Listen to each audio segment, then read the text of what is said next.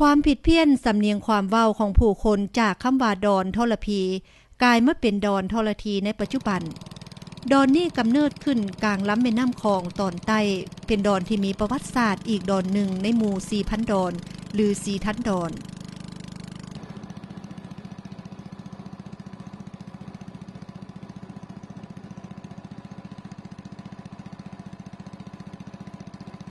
ดอนทรทีเป็นดอนหนึ่ง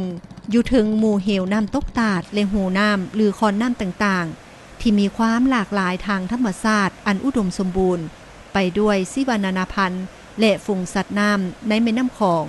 ในเขตตอนใต้สุดของประเทศลาว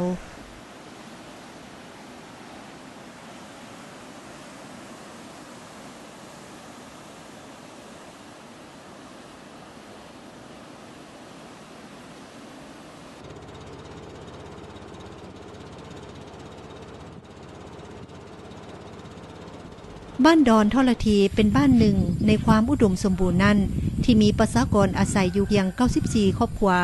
ดำรงชีวิตด้วยการเฮ็ดนาปลูกข้าวปลูกพืชสำหรับบริโภคเองถ้าเหลือกินก็นำไปขายผักหอมจีนนะธรรมดาอันนี้มันเอามาปลูกบ่เลยอยู่ส่วนแม่หญิงนอกจากเฮ็ดเวียกเฮือนการสานแล้วพวกเพิ่นก็ยังสร้างรายได้ส่วนหนึ่งจากการเฮ็ดหัตถกรรมจักสานแต่สำคัญที่สุดของครอบครัวก็แม่นการหาปลาในแม่น้ำคองเป็นอาหารในแต่ละวันและก็เป็นรายได้หลักเพื่อเลี้ยงชีวิตตลอดปีถ้าเปรียบเทียบชีวิตของสาวดอนในเมื่อก่อนแม่นอิงใส่ฮีตของประเพณีและความเสื่อถือในการอนุรักษ์และปกปักรักษาทรัพยากรธรรมชาติที่ดำเนินมาโดยตลอดนั้นก็คือการมีมูลเชื่อที่เป็นพื้นฐานของชาวบ้านอยู่แล้วพอตกมาฮอดและยามใหม่ประชาชนพร้อมทั้งอำนาจการปกครองท้องถิ่นเห็นได้ความสำคัญของแนวคิดการอนุรักษ์ที่โครงการเข้ามาส่งเสริมนั้นบ้านเห็นว่ามีผลดีต่อประชาชนในบ้านจึงมีความเห็นดีเห็นพร้อมและตกลงร่วมกันสร้างตั้งวังสงวนคือแต่วันที่5เดือนธันวาปี1994เป็นต้นมาเม่นสุมใส่การปกปักรักษาวังสงวนเพื่อให้สัตว์น้ำสำหรับเลี้ยงชีวิตแบบยืนยงโดยได้วางระเบียบบ้านในการคุ้มครองเพื่อสร้างความรู้ความเข้าใจให้ลูกหลานแบบมีส่วนร่วมของชาวบ้านเป็นเจ้าการทุกคนพวกว่าชีวิตการมีอยู่ของประชาชนเฮาในภายในบ้านอาศัยแต่ป่าเป็นต้นโตชาวห้าป่าได้มื้อนึง4โล5โล9โล10โลกับมื้อนั้นเฮาก็ได้มีเงินแล้วมันก็มีสองวางเนาะแต่หาปลาบ่ได้นี่ก็สิบ่มีได้ว่าอันนี้หาแต่ปูแต่ปลาเด้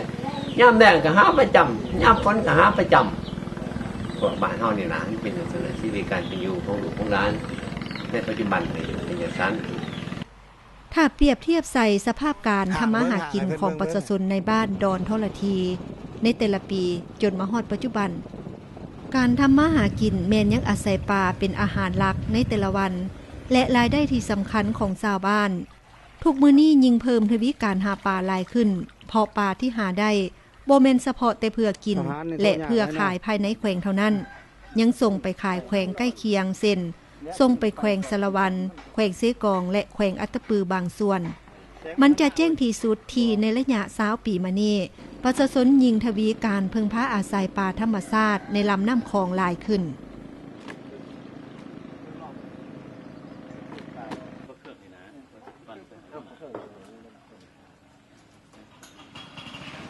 แต่ว่าส่วนได้ใน 2-3 ปีผ่านมานี่ก็แต่ว่าส่วนได้ย่ำนี่ก็อยากหาปลานะเกือบทุกครอบครัวเลยอยู่ในต้น 2-3 เดือนเพราะว่าปลาก็กำลังหลายว่าซั่นซะถ้าปลาหลายแล้วไผกระบุกกระบืนก็ไล่หับก็ใน 2-3 เดือนครับพูดแล้วได้ก็เดือนนึงก็ได้เป็น2ล้าน3ล้านกิโลในแต่ละฤดูกาลก็มีปลาหลากหลายชนิดและการนำใช้เครื่องมือหาปลาแต่ละชนิดก็แตกต่างกันตามแต่ละฤดูกาลเช่นกันคือนับแต่เดือนที่1หาเดือนที่4ก็เริ่มจากการหาปลาสร้อยซึ่งเป็นปลาที่อพยพขึ้นมาจากลำแม่น้ำคองตอนใต้คืออพยพมาจากเขตตรงเลสาบจากราชอาณาจักรกัมพูชี ซึ่งในการหาป่าซอยนี้ชาวบ้านจะอาศัยการใส่มองตากวางขนาด1 หา 1.5 เซนติเมตรหรือหาแบบดั้งเดิมในบรรดาแขวงตอนใต้เฮวก็คือจะนำไส้การกางต้อนกางตรงหรือไส้ซ่อนตักเอาปลาซอยปลาซอยแม่นประชาชนหาเพื่อกินสดในแต่ละวันส่วนหนึ่งแต่ส่วนใหญ่แม่นำมาปรุงแต่งเพื่อเก็บไว้กินดนกินนานเช่นว่าการหาเพื่อเฮ็ดปลาแดกปลาเค็มปลาส้มและเฮ็ดปลาแตะย่างแห้งเพื่อขายเป็นอีกรายได้หนึ่งที่สำคัญที่ชาวบ้านนิยมกระทำกันในหลายครอบครัว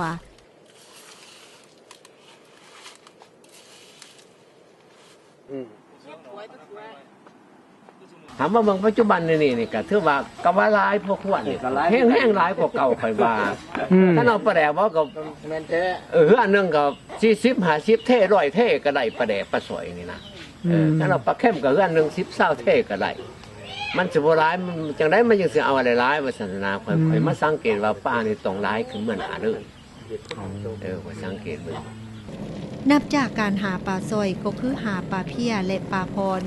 ด้วยการตึกแหใส่มองปลาเพี้ยในเมื่อก่อนแม่นประชาชนนิยมนำมากินเป็นอาหารสดๆเส้นเห็ดก้อยซอยล่างน้ำลาบต้มใส่ส้มหรือใส่ส้มหมากสังถ้าได้จำนวนหลายชาวบ้านก็นิยมเห็ดปลาส้ม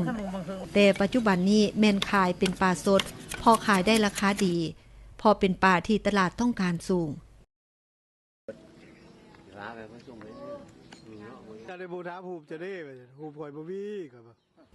ในเวลาไล่เลี่ยกันก็มีการหาปลาสวยหางเหลืองและปลาอื่นโดยนำใส่เครื่องมือหาปลาเป็นมองขนาดตาใหญ่และหาในเขตทางน้ำลึกซึ่งเป็นเขตรวงมองของประชาชนที่มีการสืบทอดเป็นมรดก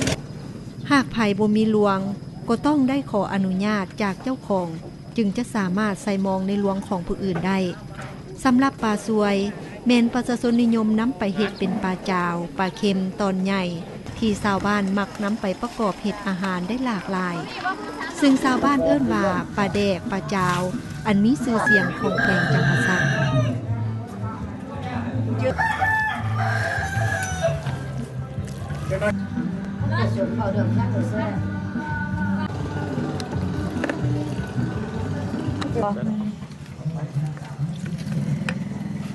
ตกมาฮอดปี 2014 นี้ในฤดูหาป่าซอยในเขตหางคอนที่เคยอุดมสมบูรณ์ของจำนวนป่าอพยพ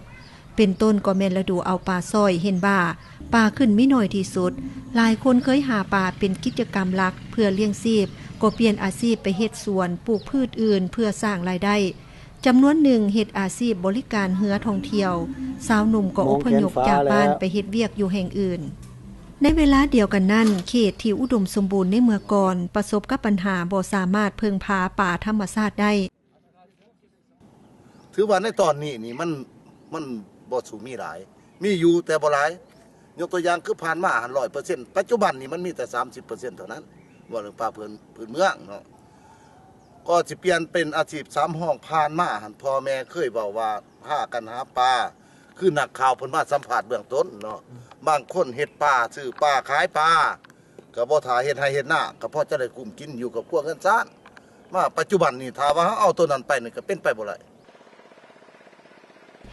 ในเขตทึงเหวคือเขตดอนทรทีผัดยังหักษาวังสงวนไว้อย่างเข้มแข็งก็คือในเขตป่าบุงป่าทามยังอนุรักษ์ไว้ได้นั่นเฉพาะเขตนี้ผัดยังมีป่าให้สามารถหาได้สำหรับเลี้ยงชีวิตและสร้างและหาบค่ายคือกันกับ20 ปีที่แล้วนั่นอยู่มันสามารถเปรียบเทียบได้อย่างชัดเจนว่าวิธีการอนุรักษ์แบบประชาชนเป็นเจ้าการบวกกับอำนาจการปกครองนำพาเข้มแข็งเอาใจใส่ในการอนุรักษ์วังสงวนและรักษาป่าบุงป่าทามถึงแม้ว่าจำนวนป่าอพยพจะบ่มีหลายแต่ป่าในเขตอนุรักษ์ก็ยังสามารถสนองให้ประชาชนได้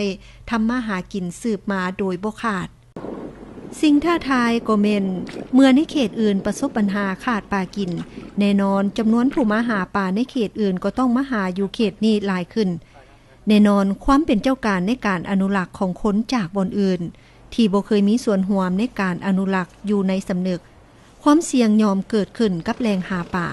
การหาป่าแบบทำลายได้สูญหายด้วยการหาป่าโดยหลายวิธีแบบบ่เคยมีก็จะเกิดขึ้น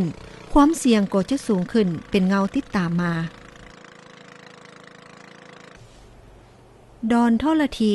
ดอนที่เต็มไปด้วยแหล่งทำมาหากินกับสายแม่น้ำคลองอันอุดมสมบูรณ์ห่างจากไป20 ปีย้อนกลับมาก็ยังสมบูรณ์เกือบว่าเหมือนเก่ามาวันนี้ย้อมหับว่าอ้อมหอบแม่นล้วนแต่มีสิ่งท้าทายและความเสี่ยงต่อการที่จะถูกตักตวงให้ความสมบูรณ์นั้นลดลงถ้าหากมนุษย์ยังบ่ทันมีสติในการสมใส่อย่างระมัดระวังท่ามกลางแหล่งหาปลาอันมีขอบเขตจำกัดลงความเสี่ยงกับสิ่งท้าทายหลายแนวต่อกับแหล่งทรัพยากรที่เคยอุดมสมบูรณ์ทางอาหารและรายได้ก็ต้องประเสริญหน้าต่อการสูญหายอย่างแน่นอน